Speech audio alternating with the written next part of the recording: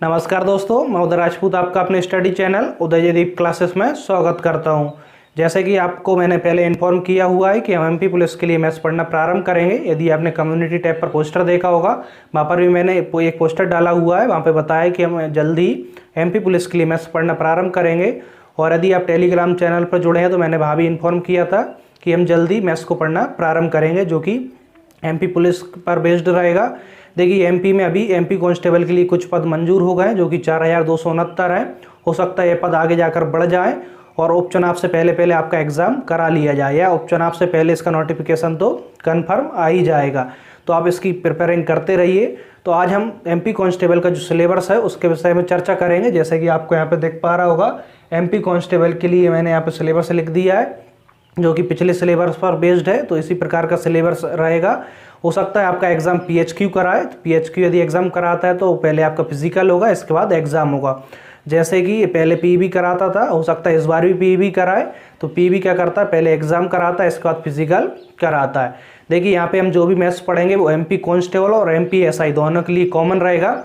दोनों में एक ही तरीके का मैथ्स पूछा जाता है। तो चलिए हम आज की क्लास में एमपी कांस्टेबल के सिलेबस की चर्चा कर लेते हैं और कुछ और डिस्कशन कर लेते हैं कि हम किस तरीके से यहाँ पर मैथ्स को पढ़ेंगे और आप अन्य सब्जेक्ट को किस तरीके से पढ़िए। तो चलिए हम कुछ डिस्कशन कर लेते हैं। चलिए देखिए, आप सबसे पहले सिलेबस के बारे में देखिए। एमपी कांस्टेबल 2020 यानी कि 2020 में किस तरीके से सिलेबस होने वाला है आपका। जैसा कि अभी तक पिछला सिलेबस जो रहा है उसी प्रकार का 2020 में भी एमपी कांस्टेबल का सिलेबस रहेगा। इसमें कोई ज़्यादा चेंजेस नहीं होंगे। देखिए, पिछला एग्जाम कब हुआ था? पिछला एग्जाम 2017 में हुआ था। 2017 में इसी प्रकार का सिलेबस था, तो अभी भी इसी प्रकार का इसका सिलेबस रहेगा। तो देखिए, इसमें क्या रहेगा, सामान्य ज्ञान व तार्किक ज्ञान कितने नंबर का रहता है? 40 नंबर का। देखिए, सामान्य ज्ञान यानी कि जीके हो गया, और तार्किक ज्ञान यानी कि इसमें रीजनिंग के कुछ क्वेश्चन रहते हैं जो कि जीके पर बेस्ड होते हैं, इसलिए इसको तार्किक ज्ञान के अंतर्गत रखते हैं। तो इसमें कितने क्वेश्चन पूछे जाएंगे? 40 क्वेश्चन पूछे जाएंगे। इसके बाद देखिए, जीके में सभी सब्जेक्ट आ जाएंगे। इसमें इतिहास आ जाएगा, भूगोल आ जाएगा, राजनीति आ जाएगी, इकोनॉमिक्स आ जाएगी, साइंस आ जाएगी। जितना भी जीके होता है हमारा, वो सभी किस में आ जाएगा? सामान्य ज्ञान के अंदर आ जाएगा। इसके बाद देखिए, बौद्धिक क्षमता व मानसिक अभिरुचि यानी कि जो रीजनिंग रहेगा वो हमारा कितने नंबर का आएगा? 30 नंबर का। इसके बाद विज्ञान व अंक गणित। देखिए, विज्ञान व अंक गणित कितने नंबर का आएगा? 30 नंबर का। देखिए, यहाँ पर विज्ञान अलग से भी डिफाइन है सिलेबस में, यानी विज्ञान से कुछ क्वेश्चन पूछे ही जाते हैं। जीके में भी विज्ञान से क्वेश्चन पूछ सकते हैं, क्योंकि जीके का ही पार्ट है विज्ञान भी, जबकि यहाँ पे विज्ञान को अलग से भी डिफाइन किया हुआ है। लेकिन मैं 2017 की बात करूँ, 2017 में किस तरीके से क्वेश्चन पूछे गए थे तो उसको भी आप जान लीजिए, ताकि आपको प्रिपेयरिंग करने में आसानी हो सके।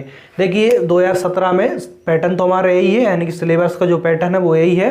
सिलेबस कहता है सामान्य ज्ञान व तार्किक ज्ञान से 40 क्वेश्चन पूछना है, बौद्धिक क्षमता व मानसिक अभिरुचि यानी कि रीजनिंग से 30 क्वेश्चन पूछे जाना है, विज्ञान व अंक गणित से 30 क्वेश्चन पूछे जाने, यानी कि 10 क्वेश्चन यहाँ से विज्ञान से और 20 क्वेश्चन गणित से। लेकिन 2017 का जो एग्ज़ाम हुआ था, यदि आपके पास 2017 के एग्ज़ाम पेपर हों, या आप साइट से आप डाउनलोड कर लीजिए, वहाँ से आप देख सकते हैं 2017 के प्रत्येक शिफ्ट में क्या हुआ था कि मैथ्स के क्वेश्चन ज़्यादा पूछे गए थे। यानी कि यहाँ पे 40 क्वेश्चन जो जीके के हैं, इसमें भी कुछ मैथ्स के क्वेश्चन पूछ लिए गए थे। रीजनिंग के क्वेश्चन 30 हैं, लेकिन इसमें भी कुछ मैथ्स के क्वेश्चन थे, और इसमें भी मैथ्स के क्वेश्चन थे, और साइंस के क्वेश्चन भी थे। यानी कि एवरेज बात करूं तो मैथ्स के क्वेश्चन प्रत्येक शिफ्ट में 40 से 45 क्वेश्चन सिर्फ किसके पूछे गए थे? सिर्फ और सिर्फ मैथ्स विषय से पूछे गए थे। तो 2017 में जिसका मैथ्स अच्छा था उसने आई थिंक सिलेक्शन ले लिया, या फिर काफ़ी अच्छे मार्क्स पाए थे। 40 से 45 नंबर सिर्फ मैथ्स से ही आना बहुत बड़ी बात होती है। तो हो सकता है इस बार भी आपके मैथ्स से क्वेश्चन कुछ ज़्यादा पूछ लिए जाए। तो देखिए, मैथ्स से 40 से 45 क्वेश्चन मैथ्स से पूछे गए थे, और रीजनिंग से लगभग 20 क्वेश्चन रीजनिंग से पूछे गए थे। कितने हो जाते हैं हमारे? 45 को देख लें, 45 और 20 इसको देखें, कितने हो जाते हैं यहाँ पे? 5 और यहाँ पे 65 क्वेश्चन लगभग मैथ और रीजनिंग से पूछे गए थे। इसके अलावा हम बात करें, बाकी क्वेश्चन जो थे जीके से थे और साइंस से थे। तो देखिए, जो भी पैटर्न था वो मैंने आपके लिए बता दिया, और साथ ही ये भी बता दिया कि 2017 में किस तरीके से पेपर पूछा गया था। उसमें मैथ्स के क्वेश्चन बहुत ज़्यादा पूछे गए। तो यहाँ पे मैं आपके लिए सिर्फ मैथ्स विषय को पढ़ाऊंगा। तो मैथ्स विषय को आप अच्छे से पढ़िए और मैक्सिमम नंबर लाइए। देखिए, मैथ और रीजनिंग आपका अच्छे से है, यानी अच्छा स्ट्रॉन्ग है आपका, तो एमपी कांस्टेबल आपके लिए कोई कठिन एग्जाम नहीं है, बहुत ईजी एग्जाम रहेगा। और चलिए, इसके अलावा और डिस्कस कर लेते हैं हम किस तरीके से यहाँ पर पढ़ेंगे। देखिए सिलेबस इस तरीके से है, आप चाहे स्क्रीनशॉट ले लीजिए या फिर आपको नेट पर भी कहीं पर भी मिल जाएगा सिलेबस, तो आप वहाँ से देख सकते हैं। देखिए टोटल 100 क्वेश्चन रहते हैं जो कि 100 अंक के रहते हैं और टोटल टाइम कितना रहता है, 2 घंटे रहता है। बहुत से बच्चों के लिए क्या होता है, टाइम की एग्जाम में कमी हो जाती है। वो किस वजह से होती है, वो यदि आपकी प्रिपेयरिंग अच्छी नहीं है तो आपके लिए टाइम कम पड़ जाता है। यदि आपकी प्रिपेयरिंग अच्छी है, प्रैक्टिस क्वेश्चनों की अच्छी है, तो एग्जाम आपके लिए 2 घंटे सफिशिएंट होते हैं। देखिए इसके लिए मैथ्स की प्रैक्टिस होना बहुत ज़रूरी है। यदि मैथ्स की अच्छी प्रैक्टिस नहीं होगी तो आपसे 2 घंटे के अंदर सारे क्वेश्चन सॉल्व नहीं होंगे। फिर आप क्या होगा, क्वेश्चनों को छोड़ देंगे या फिर जल्दबाजी में क्वेश्चनों को टिक कर देंगे, उससे कि आपके नंबर कम हो जाएंगे। चलिए इसके बाद हम कुछ और डिस्कस कर लेते हैं। देखिए यहाँ पे मैं आपके लिए अभी मैथ्स विषय को पढ़ाऊँगा और जैसे ही हमारा मैथ्स विषय कंप्लीट हो जाएगा तो इसके बाद मैं रीजनिंग पढ़ाऊँगा। बाकी और सब्जेक्ट आप अपने आप से पढ़ सकते रहें या फिर आप किसी अदर चैनल से पढ़ सकते हैं। देखिए मैं आपके लिए कुछ और अपनी रणनीति बता देता हूँ, किस तरीके से 2017 के एग्ज़ाम में बच्चे मैक्सिमम नंबर लेके आए थे मैथ्स में। आपको क्या क्या विषय पढ़ना चाहिए, यानी किन किन विषयों पर आपको फोकस रखना चाहिए, जिससे कि आप कम पढ़कर भी अधिक नंबर ला पाएँ। तो ऐसे बहुत से स्टूडेंट हैं या फिर बहुत से बच्चे हैं जिनसे मैं आपको हो सकता है बाद में, जिनका सिलेक्शन 2017 में हुआ है, उनसे आपको मुलाकात कराऊँ या फिर उनकी जो भी डिस्कशन है वो आपके लिए या एक वीडियो के माध्यम से दिखाने की कोशिश करूंगा, या फिर हो सकता है लाइव भी, आपका लाइव इंटरव्यू भी ले सकते हैं उनका। वो आगे की बात है, आगे जैसे होगा मैं आपके लिए बता दूंगा। उनसे मैं आपका इसलिए बता रहा हूं क्योंकि उनने किस तरीके से प्रिपेयरिंग की थी, वो उन किस विषय पर ज़्यादा फोकस किया था और किस तरीके से एग्ज़ाम में उन्होंने क्वालिफाई किया और जॉब पाई, तो उससे आप परिचित हो जाएंगे। तो देखिए आपको किन किन विषयों पर ज़्यादा फोकस करना है। सबसे पहली बात देखिए, एमपी कांस्टेबल में यदि आपको भर्ती पाना है तो पहला सब्जेक्ट जो रहेगा आपका, देखिए सबसे पहले आपका मैथ्स अच्छा होना चाहिए। जैसे कि अभी बताया आपके लिए 2017 में 40 से 45 क्वेश्चन प्रत्येक शिफ्ट में सिर्फ मैथ्स से पूछे गए थे। जिसका 2017 के एग्जाम में मैथ्स अच्छा था उसने सिलेक्शन पाया। देखिए आपको सोच लीजिए 40 से 45 क्वेश्चन एक विषय से आ रहे हैं, यदि हमारा मैथ्स वीक है तो हम सिलेक्शन पाना हमारे लिए पॉसिबल नहीं हो पाता। तो 40 से 45 सिर्फ मैथ्स से ही पूछे गए थे। इसके बाद दूसरा सब्जेक्ट हमारा मैटर करता है, वो होता है रीजनिंग। यदि मैथ्स के बाद आपका रीजनिंग सब्जेक्ट अच्छा होना चाहिए एमपी कांस्टेबल के लिए।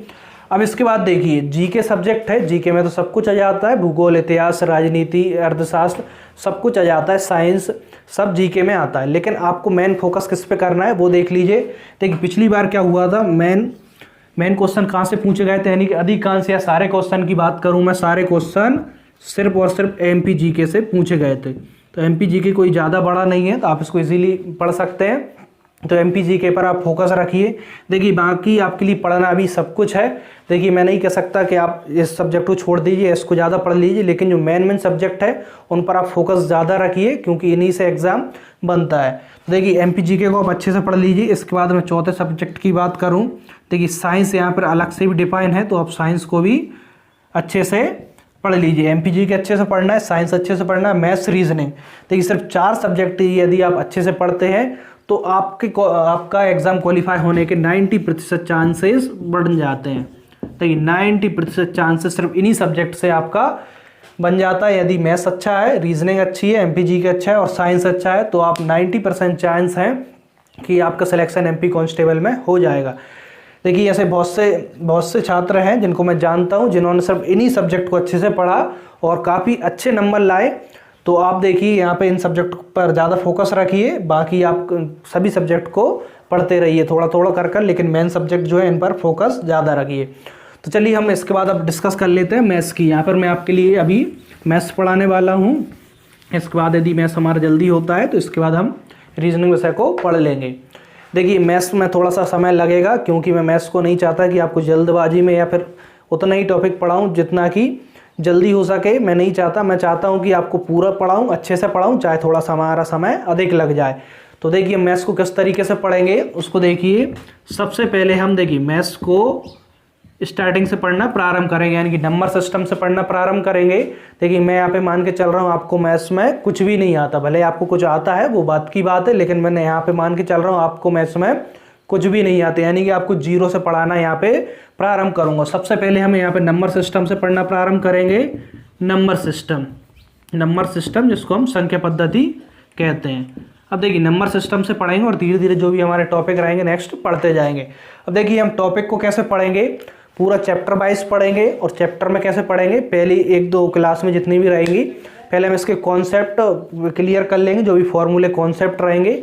इसके बाद मैं इसके क्वेश्चन जितने भी टाइप के इस चैप्टर से, यानी कि जितने भी टाइप के क्वेश्चन बनेंगे प्रत्येक चैप्टर से, सभी टाइप के क्वेश्चनों को आपको 1-2 क्वेश्चन सॉल्व कराऊंगा, जिससे कि आपकी सब अच्छे तरीके से तैयारी हो जाए। और देखिए इसके साथ ही मैं क्या करूँगा, इन्हीं क्वेश्चनों की जो मैं यहाँ पे सॉल्व कराऊंगा, एक तो सारे सब्जेक्ट से सभी टाइप के क्वेश्चनों को सॉल्व कराऊंगा, ताकि आपका कोई भी टाइप का क्वेश्चन आए किसी भी चैप्टर से आपका एग्जाम में वो न छूटे। हो सकता है क्वेश्चन चेंज होकर जाए, लेकिन जो मैं टाइप बताऊंगा उसी टाइप के क्वेश्चन रहेंगे, क्योंकि एक चैप्टर में हम बात करें तो मैक्सिमम 10-11, किसी में कम किसी में थोड़े बहुत ज़्यादा, इतने ही टाइप के क्वेश्चन बनते हैं। तो क्या होता है, बहुत सी बार वैल्यू के लिए चेंज हो जाती है, टाइप हमारे वो ही रहते हैं। तो इसलिए मैं सभी टाइप के क्वेश्चनों को यहाँ पे सॉल्व कराऊंगा। और जो भी मैं यहाँ पे क्वेश्चन सॉल्व कराऊंगा वही क्वेश्चन आपके लिए प्रैक्टिस के लिए मैं टेलीग्राम चैनल पर डाल दूंगा। आप चैनल पर भी जुड़ जाइए, टेलीग्राम चैनल पर, उसकी लिंक आपको नीचे डिस्क्रिप्शन बॉक्स में भी मिल जाएगी, या फिर आप जो चैनल का नाम है यूट्यूब चैनल उदय जयदीप क्लासेस करके आप टेलीग्राम चैनल पर भी सर्च कर लीजिए, वहाँ पे से भी आपको सर्चिंग में आ जाएगा। तो उस पर जुड़ जाइए। उससे क्या होगा, मैं यहाँ पे जो भी क्वेश्चन सॉल्व कराऊंगा उन क्वेश्चनों को मैं यहाँ पे डाल दूंगा। तो उन क्वेश्चनों की आप घर पर अच्छे से प्रैक्टिस करिए। और यदि आपसे क्वेश्चन नहीं बनते तो फिर से आप यूट्यूब पर आकर वीडियोस को देखिए कहाँ पर आप गलती कर रहे हैं, ताकि आपका कॉन्सेप्ट अच्छे से क्लियर हो जाए। यानी कि यहाँ पे मैं जो क्वेश्चन सॉल्व कराऊंगा आप पहले उसको पढ़िए, समझिए अच्छे से। इसके बाद उन्हीं क्वेश्चनों को मैं आपके लिए टेलीग्राम चैनल पर डाल दूंगा, तो वहाँ से आप प्रैक्टिस जरूर करिए। देखिए मैथ्स जब तक आप प्रैक्टिस नहीं करेंगे तब तक आपसे एग्जाम में नहीं बनेगा। आप जितनी ज़्यादा प्रैक्टिस करेंगे उतनी ही जल्दी आपसे एग्जाम में क्वेश्चन बनेंगे। तो आप टेलीग्राम चैनल पर भी जुड़ जाइए, या तो यूट्यूब चैनल के नाम से सर्च कर लीजिए, या फिर लिंक आपको नीचे डिस्क्रिप्शन बॉक्स में मिल जाएगी। अब देखिए हमारे मैथ्स मैंने आपको बता दिया, हम चैप्टर वाइज पढ़ेंगे। पहले हम इसकी थ्योरी क्लास करेंगे, यानी कॉन्सेप्ट फॉर्मूले वगैरह को समझ लेंगे। इसके बाद हम सभी टाइप के क्वेश्चन जो भी रहेंगे प्रत्येक चैप्टर से उनको सॉल्व करेंगे। तो देखिए मैंने आपके लिए पहले ही बता दिया, हो सकता है थोड़ा सा टाइम लग जाए, क्योंकि मैं नहीं चाहता आपके लिए कुछ छोड़ाऊँ। जो भी बनेगा चैप्टर से सभी टाइप के क्वेश्चन सब कुछ सॉल्व कराऊँगा। तो अभी आपके लिए थोड़ा सा टाइम है। और जो पद हैं लगभग 4269 कुछ पद हैं कांस्टेबल के। हो सकता है ये पद आगे जाकर बढ़ जाए, और इनकी नोटिफिकेशन भी जल्दी ही आपको देखने को मिल जाएगी। देखिए अभी उपचुनाव होने वाले हैं एमपी में, तो उपचुनाव से पहले सरकार कुछ ना कुछ इसके लिए जरूर करेगी, नोटिफिकेशन तो जरूर इसका निकाल देगी, यानी कि एग्ज़ाम जरूर होगा, चाहे वो थोड़ा सा लेट हो।